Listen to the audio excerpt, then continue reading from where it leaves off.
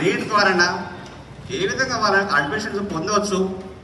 మనకు last year కానీ బీసీబీలో ఎంతవరకు కట్ ఆఫ్ అయింది, ఇప్పుడు మీరు ఎంత ర్యాంక్ తెచ్చుకోగలిగితే పలాంటి స్టూడెంట్ కాలేజీలో వస్తుంది సీటు అనేటువంటిది మీకు కూడా క్షుణ్ణంగా చెప్పగలుగుతాడు.